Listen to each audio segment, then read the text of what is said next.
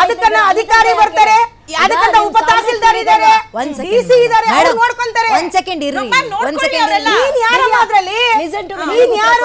ಆನಂದ್ ಗುರೂಜಿ ಯಾರು? ಆನಂದ್ ಗುರೂಜಿ ಯಾರು? ದುಡ್ಡು ಕೇಳಿದ್ರು ಅಂತ ಹೇಳಕ್ಕೆ ಅವ್ರು ಯಾರು? ನೀನ್ ಯಾರು? ಅವ್ರು ಯಾವ ಸಾಕ್ಷಿ ಮಾಡಿರೋದ್ರಿಂದನೇ ಅವ್ರಿಗೆ ಟಾರ್ಚರ್ ಕೊಟ್ಟಿರೋದ್ರಿಂದನೇ. ನಾನು ಟಾರ್ಚರ್ ಕೊಟ್ಟಿದ್ದೇನೆ. ಟಾರ್ಚರ್ ಕೊಟ್ಟಿದ್ದು ನೀನು, ಕೃಷ್ಣಮೂರ್ತಿ ಇಬ್ರು ಸೇರ್ಕೊಂಡು ಟಾರ್ಚರ್ ಕೊಟ್ಟಿರೋದ್ರಿಂದನೇ ಅವ್ರ ಬಾಯಿಲ ಮಾತು ಬಂದಿರೋದು. ಏನ್ ಟಾರ್ಚರ್ ಕೊಟ್ಟಿದ್ದಾರೆ? ಏನ್ ಸೆಟ್ಲ್ಮೆಂಟ್? ಏನ್ ಸೆಟಲ್? ಎಷ್ಟಕ್ಕೆ? ಎಷ್ಟು? ಅವರೆಲ್ಲ ತುಂಬಾ ದೊಡ್ಡ ಲೆವೆಲ್ ಅಲ್ಲಿ ಮಾತಾಡಿದ್ರೆ ನೇರವಾಗಿ ಬಂದು ಮಾತಾಡಿದ್ರೆ? ಫೋನಲ್ಲೇನೆ. ಆಡಿಯೋ ಇದೆಯಾ? ರೆಕಾರ್ಡ್ ಇದೆಯಾ? ನಿಮ್ಗೊಂದು ಬ್ರೇಕ್ ಬೇಕಾ? ತರಿಸ್ತೀರಾ? ಪ್ರೆಸ್ ಮೀಟ್ ಅಂತಾರಲ್ಲ, ಇದನ್ನಂತೂ ನಾವು ಸುಮ್ನೆ ಬಿಡಲ್ಲ. ಇವತ್ತು ನಾನು ಒಬ್ಳೆ ಒಂದು ಕೂತಿದ್ದೀನಿ, ನಾಳೆ ಬರೋ ಹೆಣ್ಣು ಮಕ್ಕಳಿಗೆ ಎಲ್ಲರಿಗೂ ಉತ್ತರ ಕೊಡ್ಬೇಕು. ಆಯ್ತು ಮ್ಯಾಮ್, ಕೊಡೋಣ ಬಿಡಿ. ಈಗ ಒಂದ್ ವಿಷಯ, ಪ್ರತಿ ಹೆಣ್ಣು ಮಕ್ಕಳಿಗೆ, ಯಾವ ಹೆಣ್ಣು ಮಕ್ಕಳಿಗೆ ಶ್ರೀನಿವಾಸ್ ಶರ್ಮಾ ಅವರು ಕೆಟ್ಟವನು, ಶ್ರೀನಿವಾಸ್ ಶರ್ಮಾ ಹೆಣ್ಣು ಮಕ್ಕಳನ್ನ ಈ ತರ ನೋಡ್ತಾನೆ, ಆನಂದ್ ಗುರೂಜಿ ಈ ತರ ನೋಡ್ತಾರೆ, ಎಷ್ಟೋ ಹೆಣ್ಣು ಮಕ್ಕಳು ಜೀವನ ಹಾಳು ಮಾಡಿದ್ದಾರೆ, ಎಷ್ಟೋ ಹೆಣ್ಣು ಮಕ್ಕಳ ಹತ್ರ ದುಡ್ಡುಗಳು ತಗೊಂಡು ಆಸ್ತಿ ಮಾಡ್ಬಿಟ್ಟಿದ್ದಾರೆ, 50 ಕೋಟಿ ಮಾಡಿದ್ದಾರೆ, 100 ಕೋಟಿ ಮಾಡಿದ್ದಾರೆ. ಅದನ್ನ ನೀವು ಪ್ರೂವ್ ಮಾಡಬೇಕು. ಅದೇ ತರ ಒಂದೇ ಒಂದು ಹೆಣ್ಣು ಮಗ, ಇಡೀ ಕರ್ನಾಟಕದಲ್ಲಿರೋ ಹೆಣ್ಣು ಮಕ್ಕಳಿಗೆ ಎಲ್ರಿಗೂ ಕೇಳ್ತಾ ಇದ್ದೀನಿ, ಆನಂದ್ ಗುರೂಜಿಯಿಂದ ಈ ತರ ನಂಗೆ ಅನ್ಯಾಯ ಆಗಿದೆ ಅನ್ನೋರು ದಯವಿಟ್ಟು ನನ್ನ ನಂಬರ್ ಹಾಕಿ ಮೇಡಮ್, ನನ್ನ ಹತ್ರ ಬರ್ಲಿ.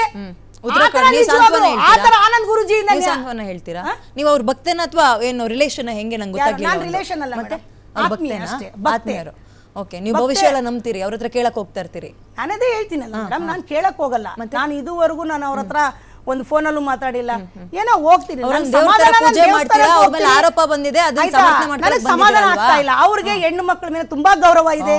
ಯಾವ ಹೆಣ್ಣು ಮಕ್ಕಳನ್ನ ತುಚ್ಛವಾಗಿ ನೋಡ್ದವ್ರು ಅಲ್ಲ, ಆಯ್ತಾ? ಲಕ್ಷಾಂತರ ಹೆಣ್ಣು ಮಕ್ಕಳು ಎಲ್ಲಿ ಇಡೀ ಉತ್ತರ ಕರ್ನಾಟಕದಿಂದ, ಕಲಬುರಗಿಯಿಂದ ಬಸ್ಗಳಲ್ಲಿ ಬಂದ್ಬಿಟ್ಟು ಮನೆ ಅಲ್ಲಿ ಕಾಯ್ಕೊಂಡಿದ್ದವ್ರನ್ನ ದರ್ಶನ ಮಾಡ್ಕೊಂಡಿದ್ದು. ಆದ್ರೂ ಅಲ್ಲಿ ಬರುವಂತ ಹೆಣ್ಣು ಮಕ್ಕಳಿಗೆ ಒಂದು ಮಲಗೋ ವ್ಯವಸ್ಥೆ ಆಗ್ಬೋದು, ಊಟದ ವ್ಯವಸ್ಥೆ ಆಗ್ಬೋದು, ಅಲ್ಲಿ ಅವ್ರಿಗೆ ಏನ್ ಮಾಡ್ಬೇಕು ಪ್ರತಿಯೊಂದು ಅವ್ರು ಮಾಡ್ಕೊಡ್ತಾ ಇದ್ದಾರೆ, ಆಯ್ತಾ?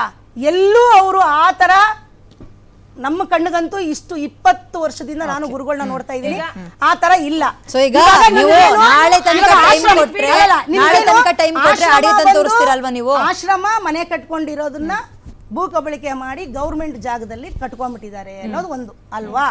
ಗೌರ್ಮೆಂಟ್ ಜಾಗದಲ್ಲಿ ಕಟ್ಕೊಂಡ್ಬಿಟ್ಟಿದ್ದಾರೆ ಅಂದ್ರೆ ಅದಕ್ಕೆ ಅಂತ ಕಾನೂನು ಇದೆ, ಅದಕ್ಕೆ ಅಂತ ಕೋರ್ಟ್ ಇದೆ. ಸೆಟಲ್ಮೆಂಟ್ ನೀವೇ ಬರ್ತೀರಾ ಅಂತ? ಅಲ್ಲ, ನೀವೇನು ಸೆಟಲ್ಮೆಂಟ್ ಬರ್ತೀರಾ? ಅಲ್ಲ, ನಾನು ಎಲ್ಲಿ ಕೇಳಿದೀನಿ ಮ್ಯಾಮ್ ಸೆಟಲ್ಮೆಂಟ್?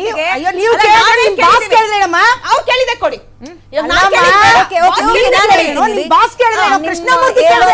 ಕೃಷ್ಣಮೂರ್ತಿ ಒಂದ್ ಬ್ರೇಕ್ ತಗೊಂಡು ಹಾಕೋದಾ?